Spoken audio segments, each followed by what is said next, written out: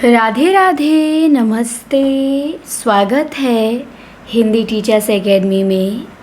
तो आज डॉक्टर नगेंद्र की पुस्तक से हम देखेंगे गद्य काव्य और रिपोर्टाज। तो चलिए शुरू करते हैं। यद्यपि यह सत्य है कि गद्य काव्य आलोच युग की जीवंत धारा नहीं रही है, फिर भी इस युग में छायावाद युग के अनेक प्रतिष्ठित लेखकों की महत्वपूर्ण कृतियां प्रकाशित हुई हैं। उदाहरण के लिए वियोगी हरि ने महात्मा गांधी द्वारा किए गए कार्यों तथा सिद्धांतों का निरूपण करते हुए श्रद्धाकण 1949 का प्रणयन किया। तो श्रद्धाकण गद्य काव्य 1949 में किसने लिखा? वियोगी हरि ने। ध्यान देंगे। चतुरसेन शास्त्री ने राष्ट्रीय भावनाओं से ओतप्रोत मरी खाल की हाय तथा जवाहर नाम की रचनाएं लिखी। तो याद रखिएगा, मरी खाल की हाय और जवाहर किसने लिखा? चतुरसेन शास्त्री ने। इसके बाद राज नारायण मेहरोत्रा रजनीश ने आराधना लिखा। इसमें प्रेमिका को प्रभु का पद देके उसकी आराधना किए हैं। तो राज नारायण मेहरोत्रा रजनीश ने क्या लिखा है? आराधना लिखा है।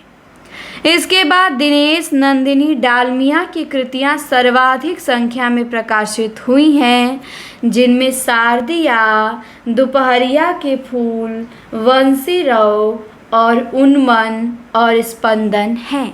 तो 5 गद्य काव्य दिनेश नंदिनी डालमिया के हैं। शारदिया, दोपहरिया के फूल, वंशीरव, उन्मन और स्पंदन मुख्यतः नारी मन की संयोग एवं वियोगकालीन प्रेम भावनाओं को ही वाणी प्रदान करने वाली इन रचनाओं में कहीं कहीं आध्यात्मिकता का स्वर भी विद्यमान है। संस्कृत, अरबी, फारसी, उर्दू आदि भाषाओं से भावानुरूप शब्द चयन तथा दृष्टांतों एवं सूक्तियों का यथास्थान प्रयोग इनके लेखन की मुख्य विशेषताएं हैं। आगे का गद्य काव्य चिंता जो 1941 में लिखे।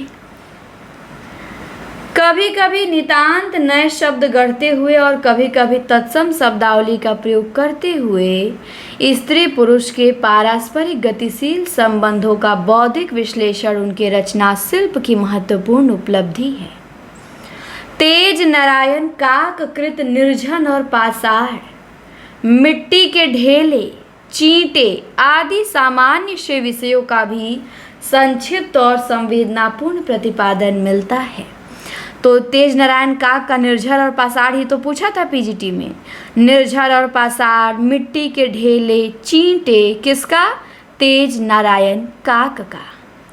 इसके बाद राम प्रसाद विद्यार्थी रावी ने शुभ्रा में नारी संबंधी अपने इस दृष्टिकोण को व्यक्त किया है कि प्रेम का संबंध शरीर से नहीं तथा अनेक पुरुष एक स्त्री से और एक स्त्री अनेक पुरुषों से प्रेम कर सकती है।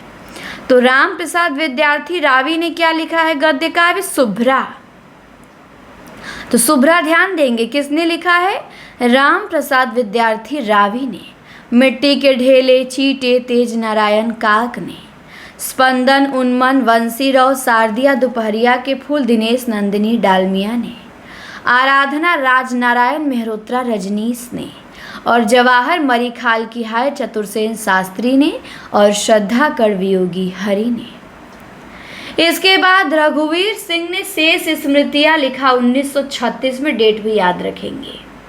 इसमें मुगल कालीन खंडहरों को आधार बनाकर जीवन के उतार चढ़ाव का चित्रोपम वर्णन किया गया है।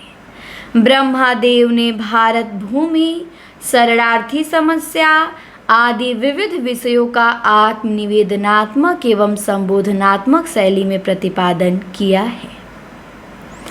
इसके बाद दिया है निशिथ, आंसू भरी धरती और उदीची उनकी महत्वपूर्ण कृतियां हैं। किसकी? ब्रह्मादेव की। तो ब्रह्मादेव की रचना है निशिथ, आंसू भरी धरती और उदीची। इसके बाद रंगनाथ दिवाकर ने अंतरात्मा से ये गद्य काव्य लिखा है। अंतरात्मा से गद्य काव्य रंगनाथ दिवाकर ने लिखा है। इसमें भक्त हृदय की भावनाओं को मौलिक ढंग से व्यक्त किया है तथा अन्य गद्य काव्यकारों में व्यवहार राजेंद्र सिंह ने खलील जिब्रान की शैली का अनुकरण करते हुए गंभीर जीवन सत्यों को मौन के स्वर के माध्यम से व्यक्त किया है। महावीर शरण अग्रवाल ने रविंद्रनाथ ठाकुर की शैली के अनुकरण पे गुरुदेव नामक गद्य काव्य में अरविंद की विचारधारा का भावपूर्ण निरूपण किया है। तो गुरुदेव गद्य काव्य किसका है? महावीर शरण अग्रवाल का इम्पोर्टेंट है। और मौन के स्वर राजेंद्र सिंह ने लिखा है। मौन के स्वर ध्यान रखिएगा। अंतरात्मा से रंगनाथ दिवाकर ने लिखा है। दिया है कि प्रवृत्त्यात्मक दृष्टि से मूल्यांकन करने पर यह ज्ञात होता है कि पूर्ववर्ती युग के समान इस युग में भी गद्य काव्य का मूल स्वर प्रेम तथा राष्ट्रीयता का ही है।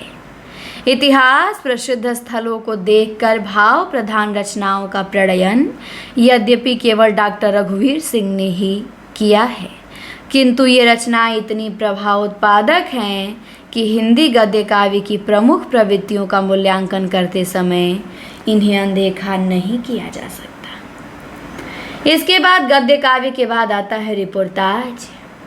रिपोर्टाज फ्रांसीसी भाषा का शब्द है तथा इसकी गणना नव्यतम साहित्य रूपों के अंतर्गत की जाती है।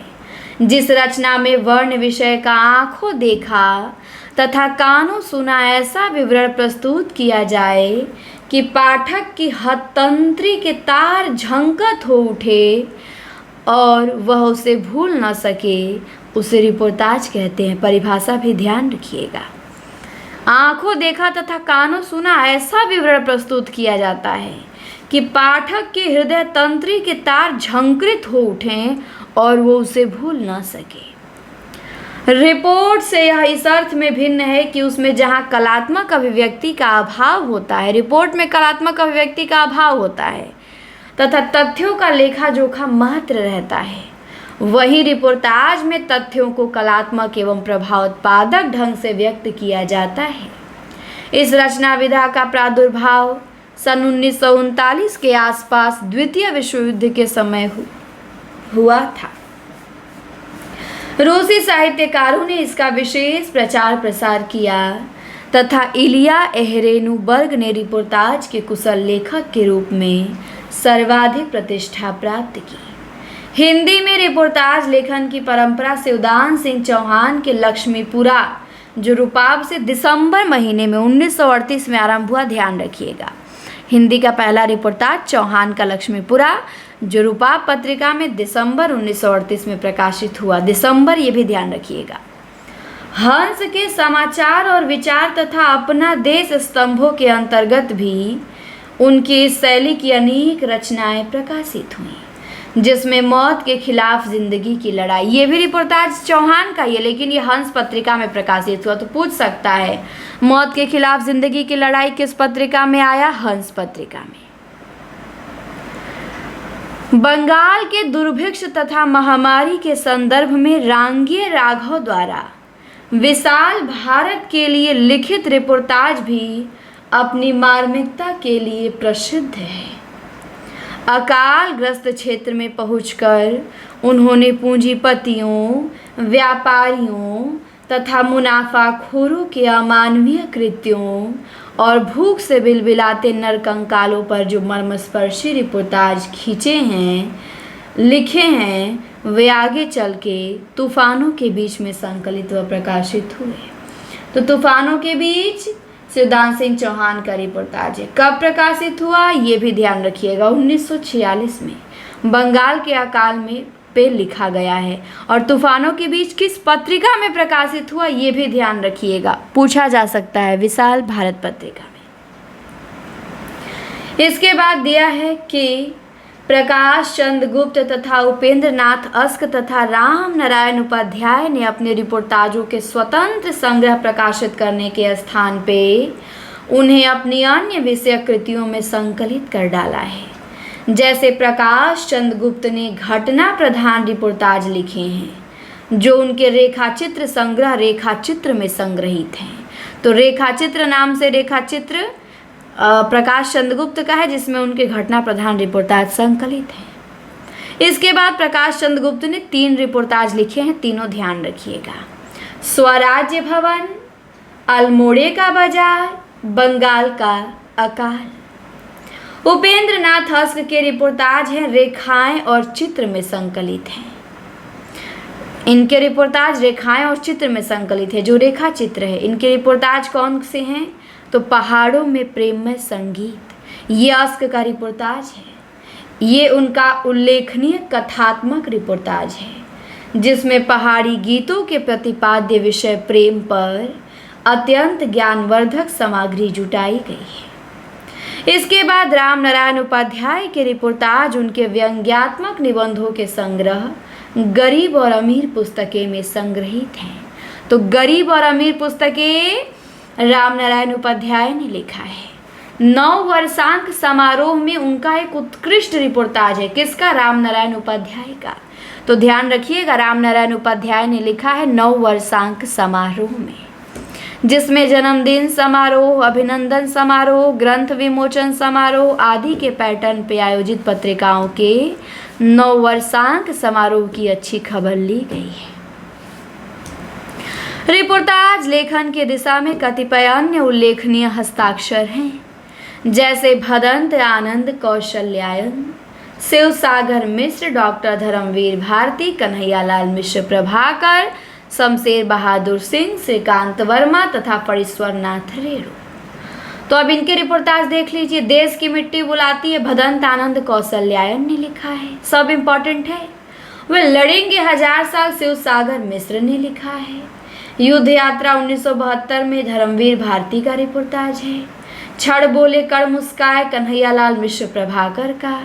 प्लाट का मोर्चा, शमशेर बहादुर सिंह का। अपोलो का रथ, श्रीकांत वर्मा का। और ऋणजल धनजल रिपोर्टाज रेणु का 1975 में लिखा गया। विधा भी पूछा जाएगा। सदृश सशक्त रचनाओं के माध्यम से रिपोर्टाज लेखन को नए आयाम दिए गए। यह उल्लेखनीय है कि हिंदी का अधिकांश रिपोर्टाज साहित्य पत्र पत्रिकाओं में ही प्रकाशित हुआ है। नया पथ, ज्ञानोदय, कल्पना, माध्यम, साप्ताहिक हिंदुस्तान, धर्म युग, दिनमान आदि पत्रिकाओं में समय समय पर अनेक महत्वपूर्ण रिपोर्टाज प्रकाशित हुए हैं, जिनमें डॉक्टर भागवत शरण उपाध्याय, फणीश्वर नाथ रेणु, राम कुमार, विवेकी राय, कैलाश नारद, जगदीश प्रसाद चतुर्वेदी, निर्मल वर्मा, सती कुमार, श्रीकांत वर्मा, कमलेश्वर आदि द्वारा लिखित रिपोर्टाज मिलेंगे। तो आइए देख लीजिए। खून के छींटे रिपोर्टाज भागवत शरण उपाध्याय। एकलव्य के notes reportage Phanishwar Nath Renu. Paris के नोट्स रिपोर्टाज राम कुमार वर्मा। बाढ़ बाढ़ बाढ़ रिपोर्टाज विवेकी राय। धरती के लिए इम्पोर्टेंट है कैलाश नारद का।